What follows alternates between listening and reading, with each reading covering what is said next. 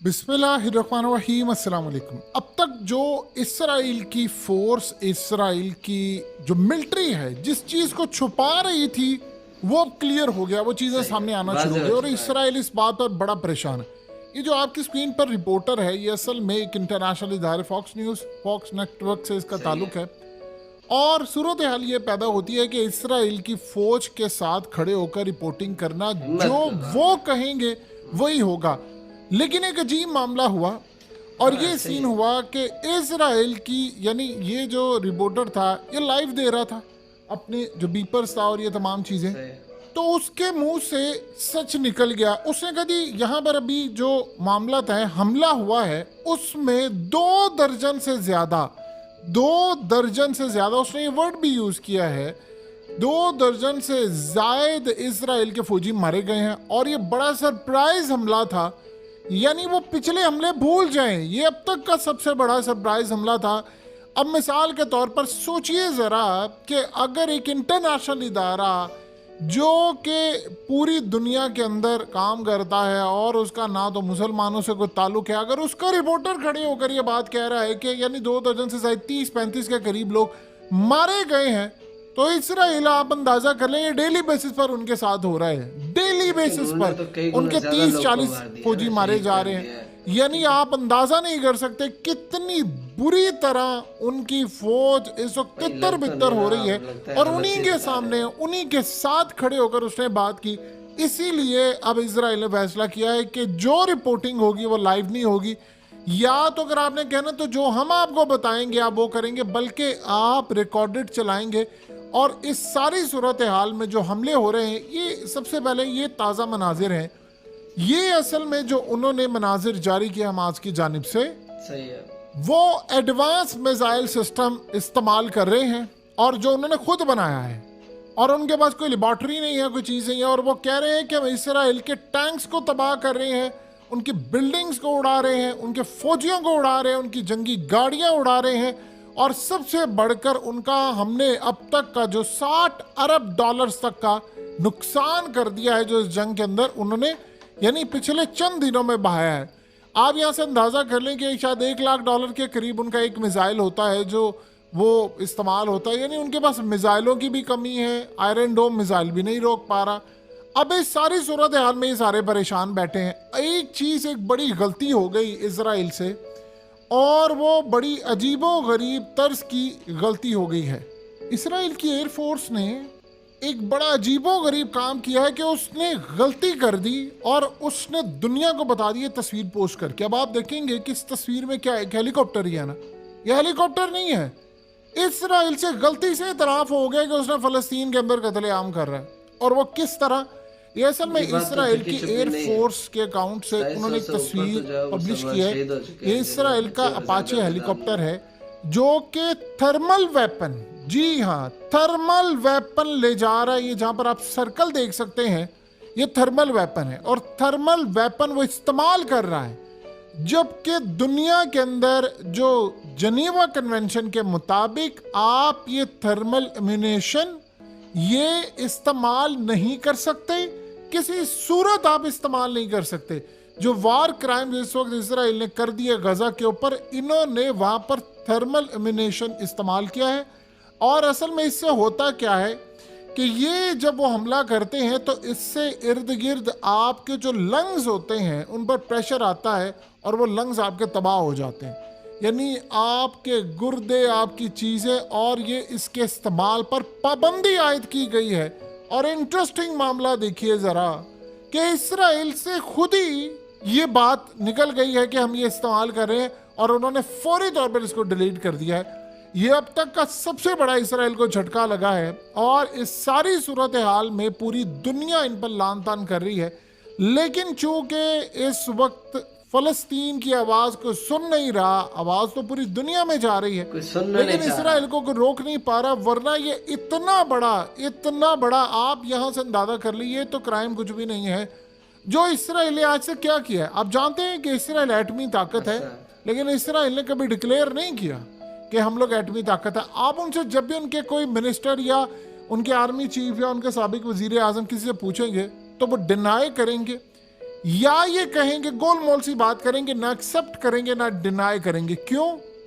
अगर तो वो एक्सेप्ट करते हैं तो वो बुरी तरह फंसते हैं, फिर उसके बाद उन पर पाबंदियां लग सकती हैं, क्योंकि इजराइल को इजाज़त नहीं, दुनिया को इजाज़त नहीं है कि कोई एटमी यानी हमला करे या एटमी हमले से पहले एटमी ताकत बने, तो इजाज़त नहीं है, दुनिया भर की पाबंदियां उस पर लग जाती हैं। अब आप यहाँ से अंदाज़ा करें, नॉर्थ कोरिया का हाल आपके सामने है, ईरान का हाल आपके सामने, पाकिस्तान पर भी लगी थी। तो इसराइल एक्सेप्ट नहीं करता, लेकिन वो डिनाई भी नहीं करता। अगर आप इसकी तरदीद कर देते हैं कि जी मेरे पास नहीं है, तो असल में वो जो हवा बना हुआ है, या वो इसराइल ने मुसलमानों समेत दुनिया के ऊपर जो अपनी ताकत का भ्रम रखा हुआ है, अगर वो इनकार कर देता है तो सबको ये पता चल जाएगा कि जी ये इसके पास तो कुछ नहीं है, इस पर चढ़ दौड़ो। तो लिहाजा ना वो इनकार करता है ना वो इकरार करता है। और इस सारी सूरत हाल के अंदर अब दुनिया में आप देख लें, शाम और हर जगह से डिमांड उठी है कि भाई आप इसके, जो कल वजीरों ने कहा है कि जी हम एटम बम मार देंगे गजा के ऊपर, इन्होंने तो कहा था हमने बनाया नहीं है, तो इनके ऊपर तो पाबंदी आयद करें। लेकिन देखिए ये बातें सिर्फ मुसलमानों के लिए होती हैं और मुसलमानों के कहने तक होती हैं। आप अंदाज़ा कीजिए इस वक्त हमास की जानिब से जो इनके फौजी मारे जा रहे हैं वो इतनी बड़ी तादाद में है कि डेली बेसिस पर कहीं 40 की खबरें आ रही हैं, कहीं 50 की आ रही है, कभी 35 की आ रही है, और ये थोड़ी बात नहीं होती। देखिए वो लोग वो हैं जो कहते हैं दुनिया में सबसे कम हमारी आबादी है, हमने 2000 साल स्ट्रगल किया, अगर उनके 30-40 डेली बेसिस पर मारे जा रहे, और हमास कह रही है जी हमने मारे हैं, वो कह रहे हैं। आप देखिए ना किस तरह वो गलियों में जाकर टैंकों को तबाह कर रहे हैं, किस तरह वो लड़ाई कर रहे हैं, अय्याश वो यूज़ कर रहे हैं, फिर उसके अलावा वो दूसरे तीसरे मिसाइल यूज़ कर रहे हैं। ये असल में इस सारी सूरत हाल में इंडिकेट कर रहा है कि इसराइल ग्राउंड पर फंसी हुई है। अब वो कह रहे हैं जी हमने हमास के बहुत सारे दहशतगर्द मार दिए हैं, वो इनको दहशतगर्द कहते हैं, वो कहते हैं जी हमने इनके दहशतगर्द मारे हैं। दुनिया को वो कहते हैं कि आप भी इनको दहशतगर्द डिक्लेयर करें। दुनिया की अक्सरियत ने उनको दहशतगर्द डिक्लेयर किया ही नहीं हुआ अभी तक। इस वक्त इसराइल के अंदर आप अंदाज़ा कर लें कि वेस्ट बैंक जो है, जहाँ पर मस्जिद अक्सा है, वहाँ पर भी लड़ाइयाँ शुरू हो गई हैं। अब आपको हकीकत टीवी की एक बात क्लियर होती नज़र आ रही है कि देखें ये लड़ाई थी ही नहीं, ये हमास या गजा की लड़ाई नहीं, तो पूरे फ़लस्तीन की लड़ाई थी। अब आप ये देखें कि इस वक्त वो इन पर मिसाइल दागते हैं, इनको मारते हैं, और इनके डिफरेंट तरह के, यानी इस वक्त सूरत हाल ये पैदा हुई है कि हमास ने मिसाइल दागे हैं जो कि इसराइल की जो मिलिट्री बेस है राइम, वहां पर जाकर गिरे हैं, और वहां पर सायरन बजना शुरू हो गया। और ये मिसाइल जो उन्होंने दागे हैं उसको आयरन डोम भी रोक नहीं पा रहा। ये सबसे बड़ा इशू है कि वो उसको रोकने से कासिर है। जब वो उसको रोक ही नहीं पा रहा, उसकी कैपेसिटी नहीं है, तो आप बताइए कि सारी सूरत हाल में चीजें कहां पर जाएंगी। यानी उस वक्त उनको प्रॉब्लम सबसे बड़ी बनी हुई है। पिछले काफी दिनों से उनके फौजी मर रहे हैं, उनके टैंक्स तबाह हो रहे हैं, उनके ड्रोन्स तबाह हो रहे हैं, जाकर मिसाइल गिरे, और आयरन डोम भी अब जो उसके अंदर माल फंक्शन आ गया या हैक कर लिया गया, जो भी है वो काम नहीं कर पा रहा। तो सवाल यहाँ पर वो कह रहे हैं कि अब बताएं हम क्या करें, अगर वहां पर मिसाइल गिरे हैं तो हम यहाँ पर कैसे अपनी स्ट्रेटजी बनाएं। उसके पास एक ही हल नजर आता है, वो कहते हैं जी हम किसी तरह जाकर फिर गजा के ऊपर पूरे का पूरा उसको तबाह कर दें। देखिए इस सारी सूरत हाल के अंदर आज एक अजीब चीज आई है कि मीडिया ने खबर ब्रेक की है, और वो न्यूयॉर्क टाइम्स की जानिब से आई है। उन्होंने कहा है कि अमेरिका ने तुर्की की जानिब से, जी हाँ तुर्की की जानिब से हिजबुल्लाह को धमकी दी है कि अगर तुम इस जंग में कूदे तो बस फिर हम आ जाएंगे और तुम पर हमला कर देंगे। आप बताइए कि अगर उन्होंने हिजबुल्लाह को धमकी दी है, हसन नसरुल्लाह को धमकी दी है, अब बहुत सारे लोग दुनिया में कह रहे हैं कि हसन नसरुल्लाह ने अपनी तकरीर में जितनी उन्होंने हाइप क्रिएट की थी वो तो इस जंग में कूदने वाले थे। तो क्या इस जंग के अंदर कूदने से पहले दो जो बातें आई थी, इसराइल के आर्मी चीफ ने कहा था कि मैं ऐसा बम मारेंगे कि दुनिया ने देखा नहीं होगा और ये सारे सफेदी से मिट जाएंगे, वो न्यूक्लियर की बात कर रहे थे। फिर उसके बाद उन्होंने कहा, यानी अमेरिका की जानिब से धमकी हुई। तो सवाल ये पैदा होता है कि क्या अमेरिका ने सिर्फ हिजबुल्लाह को धमकी दिया, और हिजबुल्लाह के जो चीफ है नसरुल्लाह, क्या उन्होंने इस धमकी के बाद उन्होंने जो दाखिल होना था इस जंग के अंदर, क्या वो पीछे हट गए हैं? क्या ये वजह थी कि उन्होंने सिर्फ और सिर्फ लंबी 45-50 मिनट की तकरीर की, दुनिया उस तकरीर को देख रही थी, उन्होंने कहा जी अभी ऐलान होगा, फलाना ऐलान होगा, वो ऐलान नहीं हो। तो क्या वो इजराइल की आर्मी चीफ की न्यूक्लियर की हमले की जो धमकी थी वो थी? या फिर उसके बाद जो अमेरिका ने धमकी दी थी उसके बाद ये सारा हुआ। आप एक बात बताइए, क्या अमेरिका ने एक मुल्क को धमकी दी होगी? सोचिए अमेरिका ने किन किन ममालिक को धमकी दी होगी। अगर दुनिया के अंदर कोई ममालिक है जो अभी तक शायद उस धमकी को मैनेज कर सकते हैं तो उनमें फिर दो ही मुल्क हैं, या तो वो रूस है या फिर वो चाइना। इसके अलावा तो अभी तक की जो सूरत हाल सामने नजर आ रही है, देखिए एक बात आप ज़हन में रख लें, हम इस वक्त जब गुफ्तगू होती है फ़लस्तीन की, इंटरनेशनल मीडिया को ये कहा गया कि आपने इस जंग को नाम देना इसराइल और हमास की। ये जंग इसराइल हमास की नहीं है, ये जंग इसराइल फ़लस्तीन की है। फ़लस्तीन में गजा पर कल रात को 450 स्ट्राइक किया इसराइल ने, 450 स्ट्राइक किया, और कम अज कम कल उन्होंने 400-500 बंदा शहीद कर दिया है गजा के अंदर। अब यही तो वजह है ना कि मसला ये होता है कि उनके कुछ 40 फौजी मारे गए एक दिन में या मारे जाते हैं, उनके टैंक्स को 25-30 तबाह हो जाते हैं, उनके पास चीज़ें तबाह हो रही है, उनके पास जो स्टॉक में पड़ी हुई चीज़ें थी उसका ज़ख़ीरा ख़त्म होता जा रहा है। इस सारी सूरत हाल में उनको समझ नहीं आ रही, स्टॉक मार्केट क्रैश हो रही है, इन्वेस्टर भागा हुआ है, टूरिस्ट नहीं आ रहे, और सबसे बढ़कर जो उनके लोकल लोग हैं वो मुल्क छोड़ छोड़ कर जा रहे हैं। तो यहाँ पर आप बताइए वो क्या करेगा? उसके पास हल तो फिर एक ही होता है।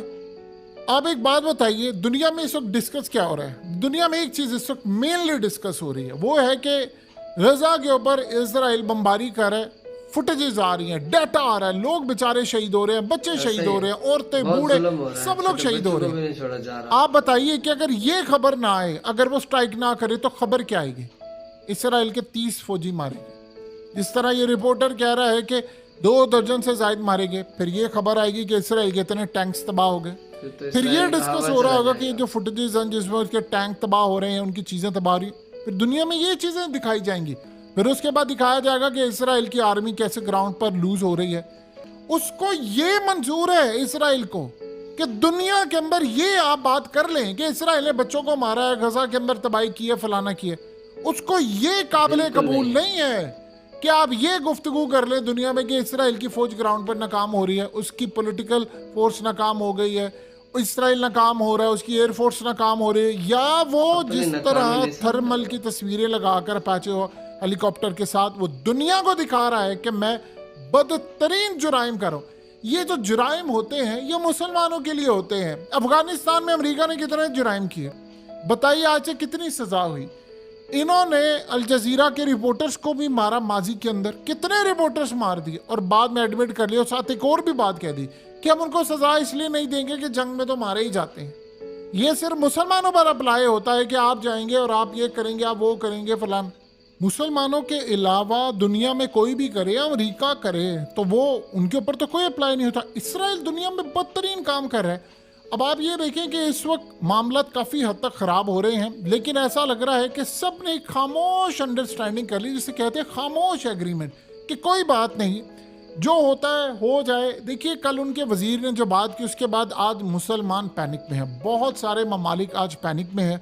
वो ये कह रहे हैं कि इसराइल ने अगर ओपनली ऐलान कर दिया है पहली मरतबा, देखिए पहले तो होता था कोई और मुल्क ऐलान करता था, लेकिन आज अगर इसराइल ने ऐलान कर दिया है, और ये सारी सूरत हाल में एक और इंटरेस्टिंग बात आप समझ लें कि उन्होंने जो ऐलान किया वो मुसलमानों को भी असल में धमकी दी है कि तुम में से कोई भी आगे बढ़ा तो हम ये काम करेंगे। अब आप ये बताइए कि अपाचे हेलीकॉप्टर के साथ अगर वो थर्मल ये सारा कुछ करके और फिर डिलीट कर देते हैं तो वो किसको पे काम दे रहे हैं? वो दुनिया के अंदर अपनी बादशाह दिखा रहे हैं कि हम सबके बाप हैं, हमें कोई नहीं पकड़ सकता, और ये बात ठीक है, वो बाप ही हैं सबके, और वो पूरी दुनिया को कंट्रोल करते हैं। और आप देख लें, खाली अमेरिका की बात है, दुनिया का कोई मुल्क वहां पर एड नहीं पहुंचा सका, वो धड़ाधड़ लोगों को मारे।